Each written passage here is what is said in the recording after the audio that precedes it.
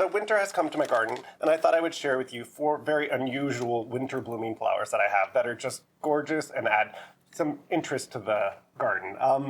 I know I said winter, but it's like 70 degrees today. California is so weird.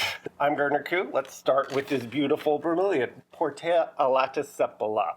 I think I got that right, but I'll put the name down below. This is a beautiful bromeliad from Brazil. It gets these giant pink inflorescence here, and slowly over time it'll put out these beautiful, like vivid purple flowers, one at a time. This thing's gonna last for months. It's already been here for maybe 2 months, and I probably have another 3 or 4 months left on it. It's just so striking, so beautiful. To grow these, you really just want to give them part shade, and you want to make sure you get water in their cup. That's where bromeliads get all of their water from.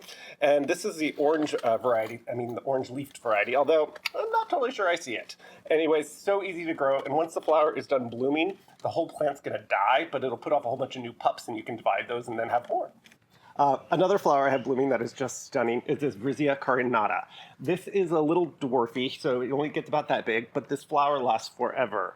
It's just beautiful orange with the yellow tips, and it'll be there for 3 or 4 months, just like the other bromeliad.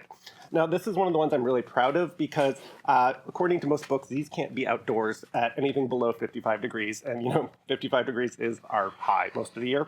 So, but it's been in the floral trade for a really long time. This is why you always need to experiment with plants. It's been bred so many times with so many different species, and it's just, it ends up with a stronger plant. So only the strongest plants will survive in the floral trade. So then you end up getting a little bit of evolution, and now I can grow it outdoors. All right, so here we have Masdevallia veitchiana, one of my favorite orchids in the world. And it's an outdoor orchid. You can grow outdoors year-round. It just doesn't like frost. They're really easy to grow. You just got to put them in shade, and you want to give them regular water. You want to plant them in fine orchid bark instead of the normal medium-sized orchid bark, because they like it a little wetter. I just love these flowers so much. The 3 pointed flowers are always my favorite, and then it's in this neon orange, which I just absolutely adore. This is such an easy plant, and it flowers so freely. And once you get them set up on water and in the basket, you're good to go. I haven't replanted this guy in years, and he's been super easy. Probably need to repot him in the next year or 2, and I'll make a video on that. If you've been liking this video, please hit like and subscribe.